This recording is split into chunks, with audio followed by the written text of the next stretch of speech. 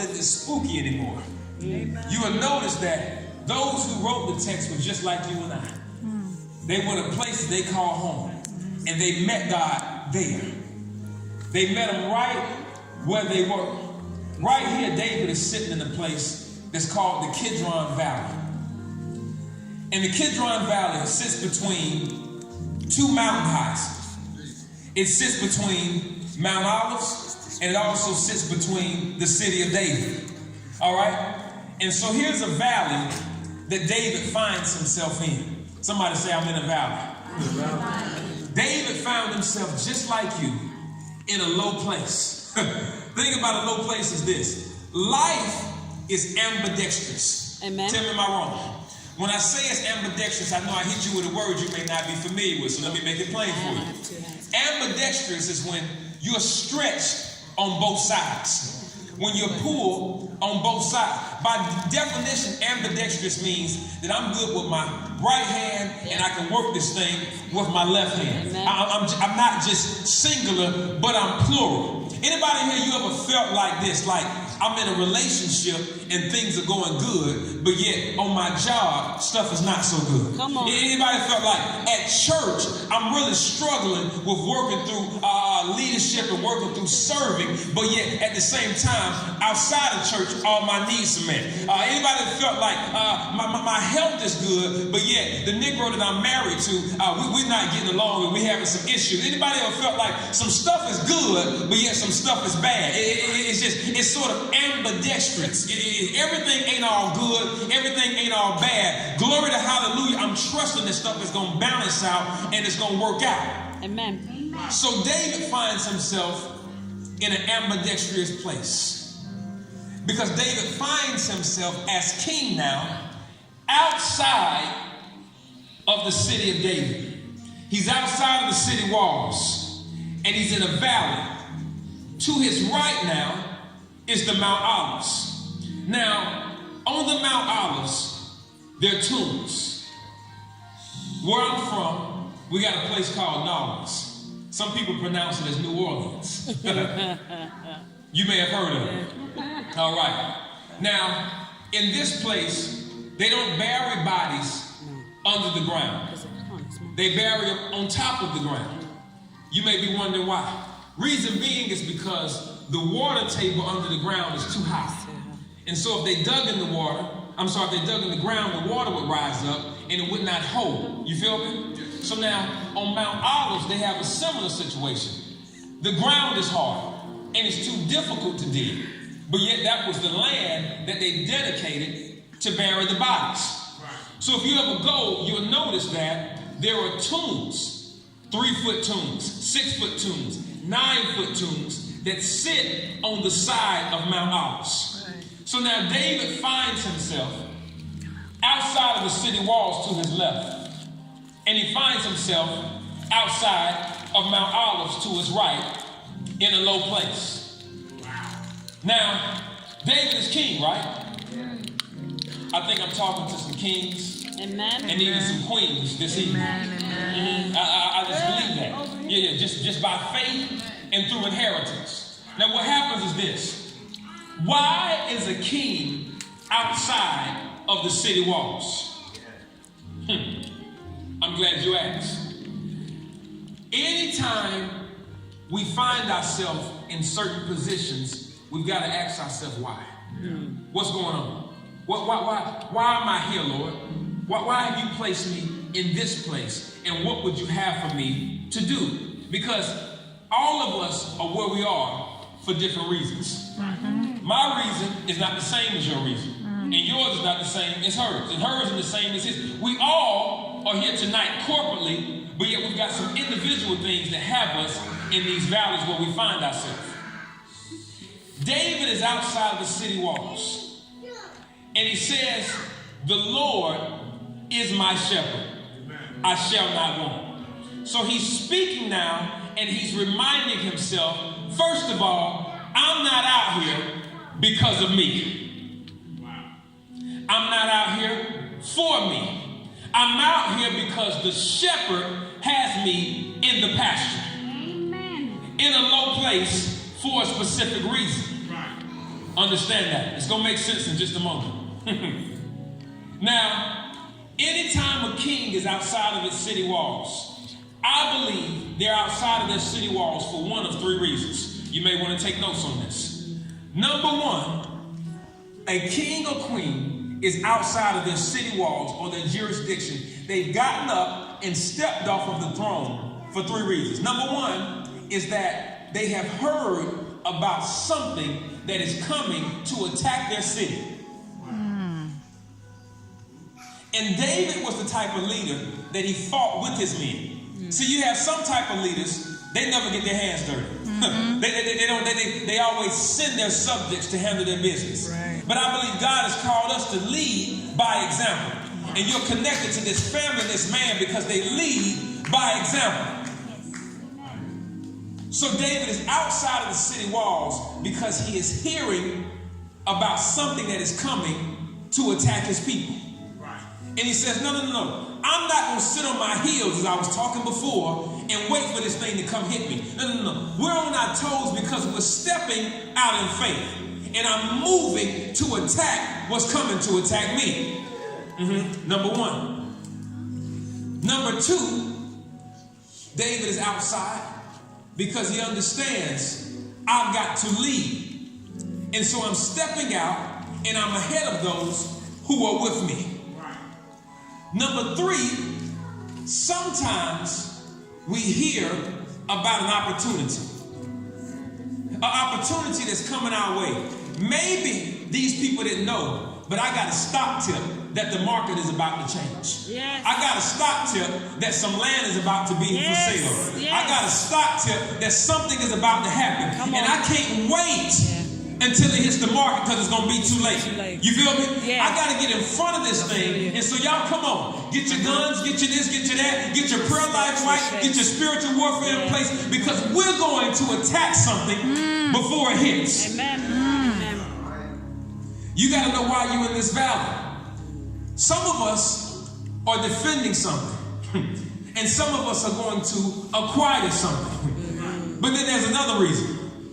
Also, there may be a divine time for you to recover some things that have been lost. There's some stuff that's been stolen from your family that you've been waiting for it to come back. And now is the time. Amen. Pursue, overtake, and recover. Amen. You got to know why you're in this valley. You're not in this valley to be crying. You're not in this valley to have your head down. You're not in this valley to be worrying. You're in this valley to make a move. Amen. Because one thing about a valley, baby, is this. It's the lowest you're going to be. When you're in the valley, it's the lowest you're going to be. Yeah. So as soon as you can discern, Lord, why am I here? What is it for me to get? Then I know how to move. Now I talked about these tombs. The tombs represent death. They represent death from times past. See, David is Hebrew. And those who are buried in those tombs on the mountain, they're Hebrew. You missed it. Yes. See, God made some promises to his family. God made some promises to his heritage and to those who came before David.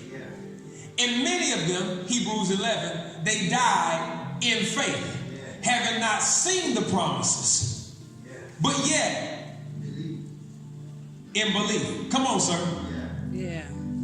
On his right side, on his right side, on his good side, on his favorite side is death. Unfulfilled promises locked in a vault. A lot of us are under the shadows of death right now. My God. We're under the shadows of things in the past. Your grandparents, your great-grandparents, ancestors. Many of us have come over from Africa. Many of us have come over from the islands and all this kind of stuff. And we're trying to figure out, Father, you promised us some stuff. When is it going to happen? I'm in this low place, waiting for my breakthrough. And God positioned David where he said, I am your shepherd. And I'm a good shepherd. Shepherds have staffs. And many times people think that God is trying to hold us back from something with his staff. But a lot of times, if you reposition and see that God may be trying to pull you with his staff. I'm not trying to hold you back from making progress. I'm actually on the front side and I'm trying to pull you through this valley. I'm trying to pull you. You've been the one that's been hesitating and holding back because you've been underneath this dark cloud. I'm trying to pull you through these things into a greater place that I have because there's opportunity if I can get you to work through this valley. Yea, though I. See, that's the key word right there. Some of us have found ourselves when we just been praying. Lord, when you going to do it for me? Father, I've been waiting on breakthrough. Lord, I've been, and you just been standing in the same place. You've been toiling in the same place. And it's right there in the text. He said, look, I'm ready for you to make a move. David said, yea, though I sit still in the valley. Yea, though I'm prostrated in the valley. Yea, though I, ain't that what your book say? I'm reading the English version. Ain't that what it said? No, it said, yea, though I walk through the valley of the shadow of death, I will fear no evil. Somebody say, get to moving. Some of y'all been sticking still for too long, and it's time to put one foot in front of the other and get to moving because your shepherd is trying to pull you out of your comfort zone. When David was in the city of David, he was in his comfort zone. He had a wall around him, a fortress around him. God put him in an uncomfortable place. It's trying to move him into where he's going. Oh, I will. Oh, I will. When he looks to his right, I had an opportunity to go there. As I stood in the Kidron Valley, one thing I noticed is this. Even though there was all this death on my right side, the sun was still on my side. Yes, sir. See, the sun rises on the east and it sets on the west. That's why I tell you got to go because things won't be so spooky to you anymore. What happens is this. The sun could have been on the north and on the south. But God, by his divine positioning, put the sun to the east and to the west to remind you that no matter where you find yourself in the valley, if it's the morning or if it's the night, I'm always on your side. Amen. Come on, somebody. Come on. I'm in front of you and I'm leading you out of a place. And while I'm leading you and it's uncomfortable, I'm on your side. I got you covered on your left and I got you covered on your right. I don't care how dark it may seem and what type of death clouds you may be under, I'm on your side. And the sun is still shining. All you got to do is keep moving. All you got to do is keep pressing. All you got to do is keep moving in faith because where I'm taking you, I have prepared a table before you. I know you feel like you haven't been eating. I know you feel like everybody's been eating off your plate. I know you feel like people have been taking your stuff. But if you keep moving, I got a buffet laid out for you in faith if you don't get stuck in this valley. Somebody say, I'm moving forward. I'm moving forward. I'm moving in faith. And I'm moving in confidence. I'm unstoppable, I'm unbreakable, and I'm unmovable. Come on, somebody. Amen. I'm almost done.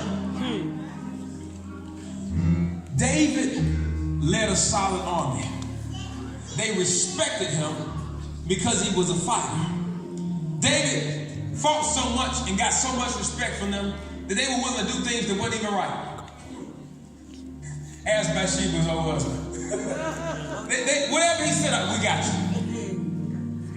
He kept a crowd around him that believed in him, even when it seemed impossible, even when it seemed like this can't happen. They didn't talk him out of things, they talked him into it. You got to check your crowd when you're in a valley. Yeah. That's why I had us pray for them, because they may feel like they're in a valley. And I don't need no doubt when I'm in the valley. I don't need no disbelief when I'm in the valley. Right. When I tell you I'm going to apply for this job, I don't need you saying, well, you know you ain't qualified for that. You know that ain't, no. Shut the door on that. I don't need that. I need everything working in my favor. When I tell you I'm going after this deal, you may say, well, you ain't never done anything like that before. So what? It's the first time for everything, baby. I am breaking the mold. I'm pushing past my limitations. Ain't that what faith is about? Yes. David kept a crowd of believers with him. The text says, surely goodness and mercy. Can I get you for a second? Now, I'm not trying to take your wife. You know that. You know me a little better than that. But doesn't she look good?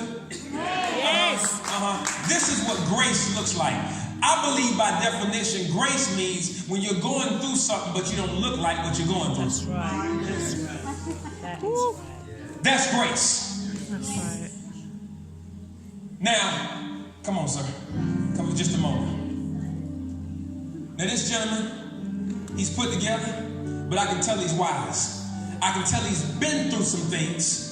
You feel me? And I can tell he's even done some things that he may not be proud about. But yet God has been merciful to him. Yes.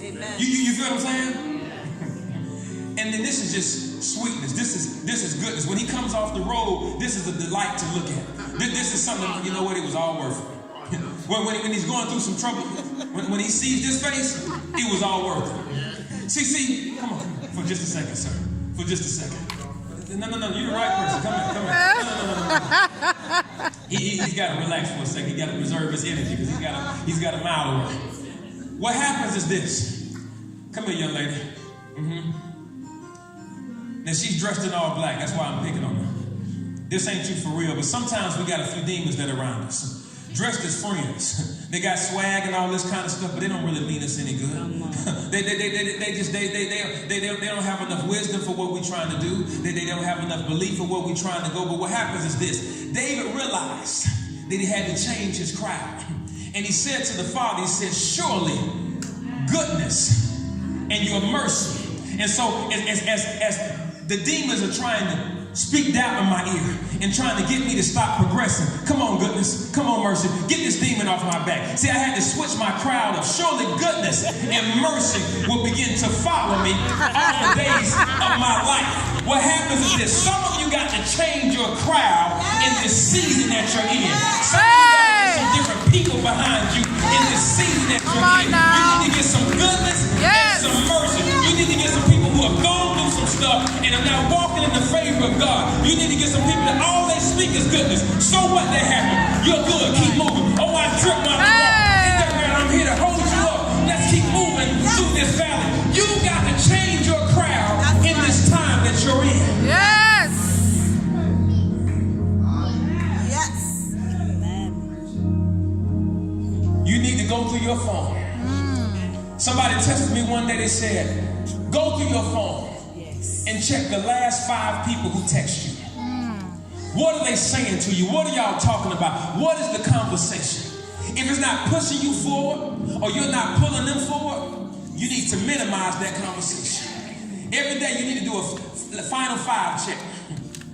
Just go down the last 5. Because as you start cutting them down, you'll start cutting them down. Now some of y'all scared to do that because you might end up not having no text in your phone, but that's all right. You may need that kind of focus. Switch your crowd. Find some new people to be around you. And get into the word of God. Y'all can be seated. I had to test this. The first time I went to Israel, it was in 2008. And that's where I got this revelation. And it brought me to now, understanding that the Lord is on my side. Some of you ought to understand, it may be all good for you right now. But trust and believe, there's going to be a situation that comes to you. And you're going to need to look back on this word. I had an opportunity to go back to Israel in June of this year. And on purpose, I went back to the same spot where I was 10 years ago. Because 10 years ago, I was in my 20s and I was dealing with 20-year-old issues. But now in my 30s, my father's transition. I've had some ministry things to take place. I've had some marriage stuff to happen. I had all kind of stuff, and I thought maybe I was disqualified from the Psalm 23rd blessing. But when I went and I stood in the same place, I looked to my right and I saw the sun was still on my side. I done made some mistakes. I done made some bad decisions. I done made some messed up stuff. But when I got back to the altar, I looked to my right and I saw that the sun was still on my side. Tomorrow you may have to go back and revisit this to say, Lord, I know I made some mistakes. Father, but your son is still on my side. Yeah. That's why you came each and every day, each and every way. The sun is still on your side. You got to know it. Yes. Because that's what's going to pull you through each and every day. I was even telling this morning, sometimes you got to be comfortable with being alone. Amen. Sometimes you got to be eyed with being by yourself.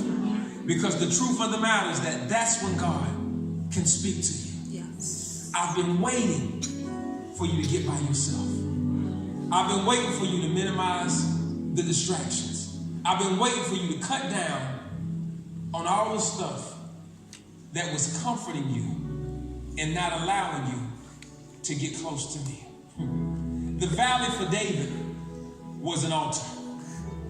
You know what an altar is? An altar is a place where you can look and say, I had a breakthrough. I had an encounter with God. Sometimes we need to be able to look at a place. That's why he says, I'll make you to lay down.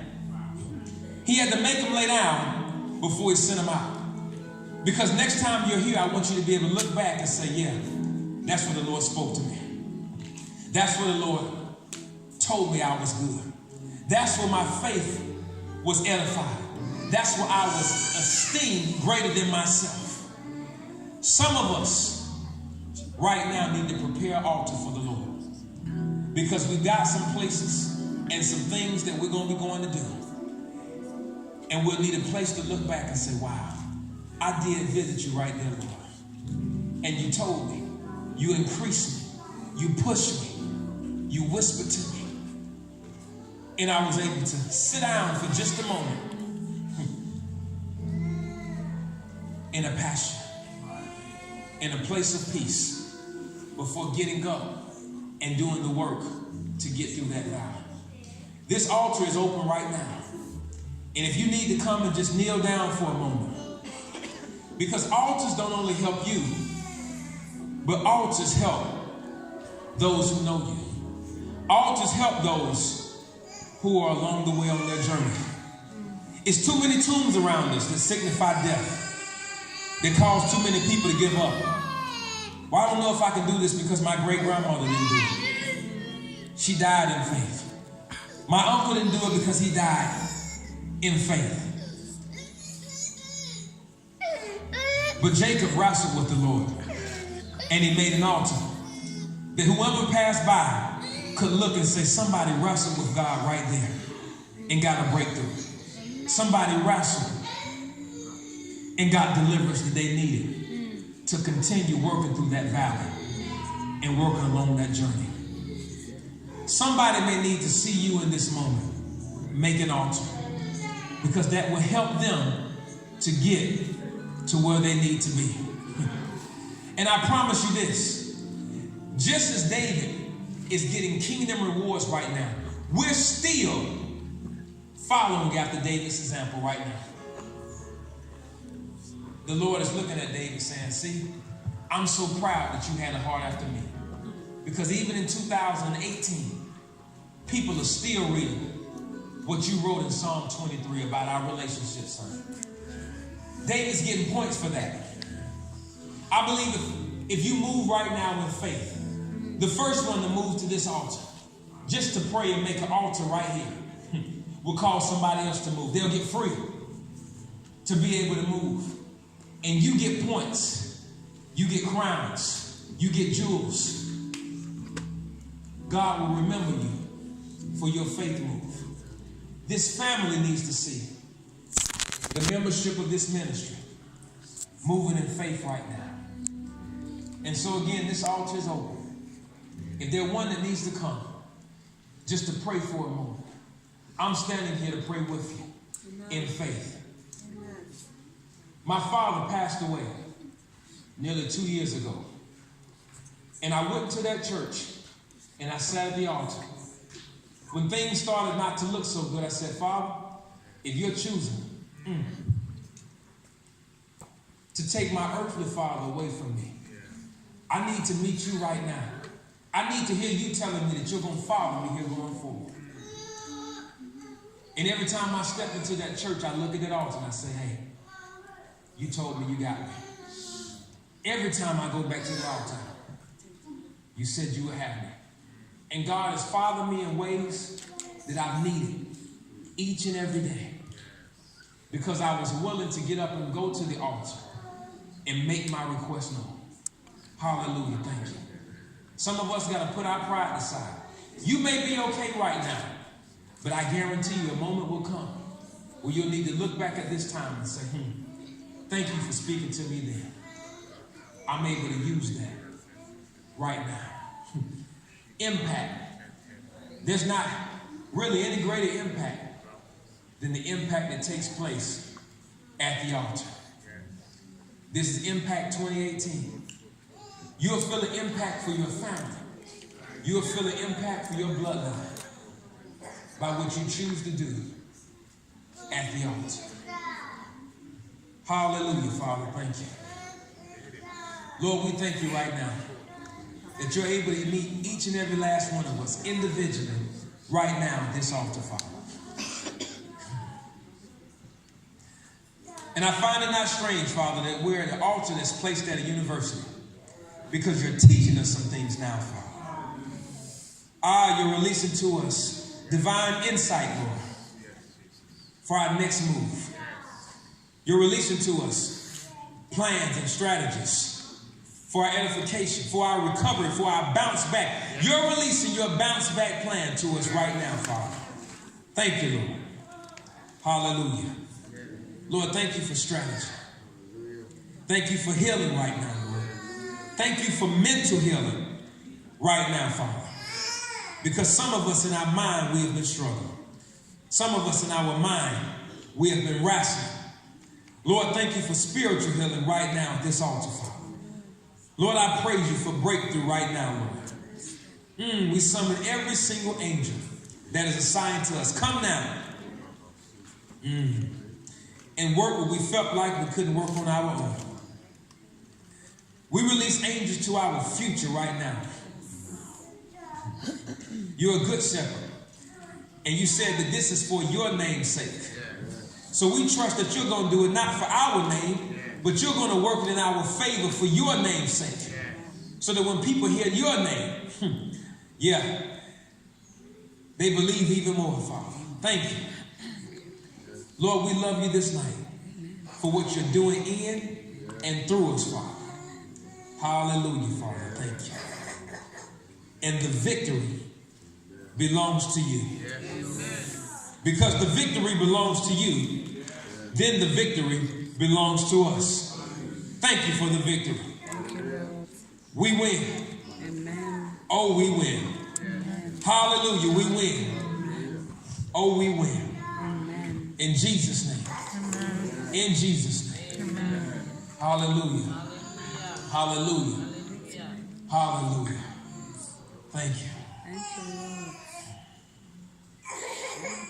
And I'm not going to rush you. If you need a few more moments at this altar, take your time. Take your time. Take your time.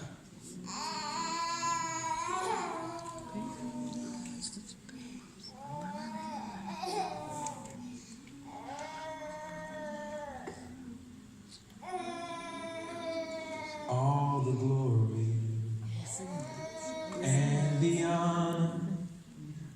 belongs to you, oh God.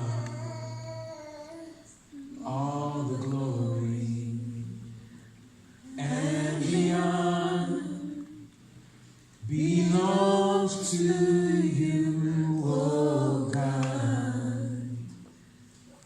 All the glory and the honor belongs to you, oh God. You are good. You are good. Lord, you are good.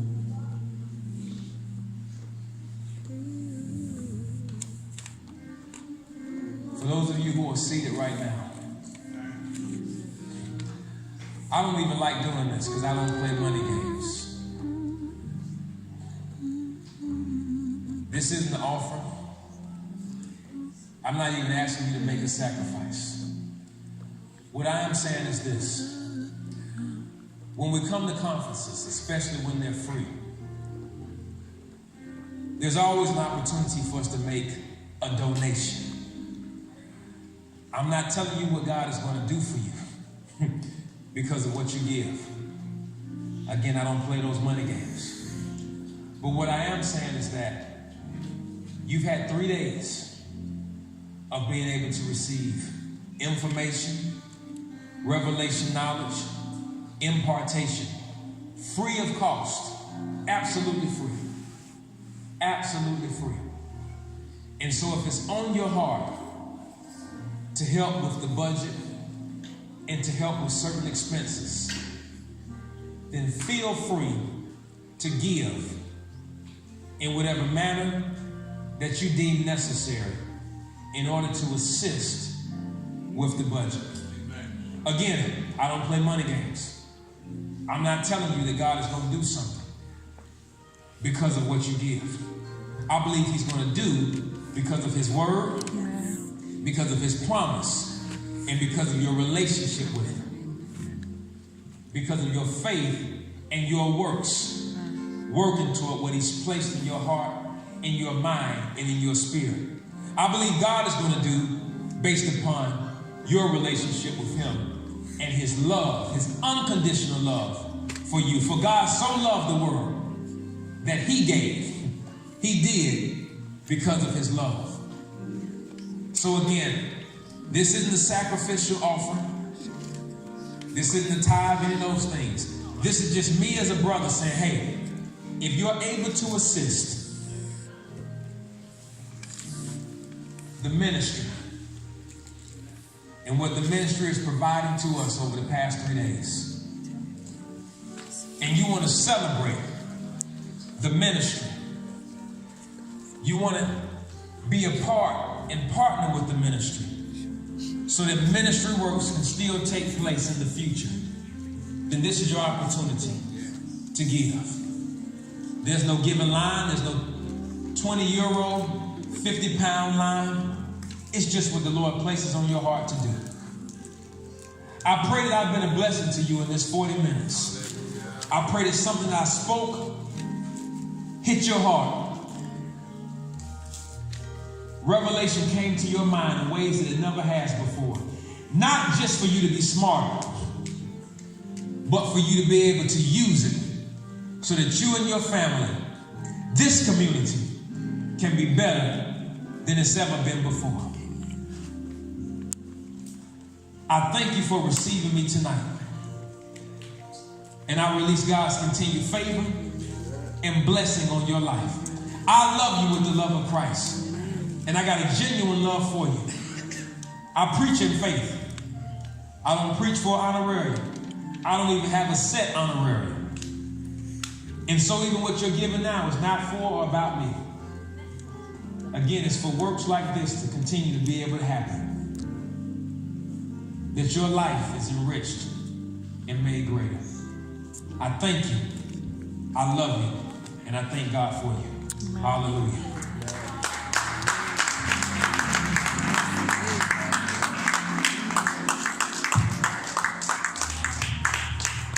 Amen. I want you to put your hands together.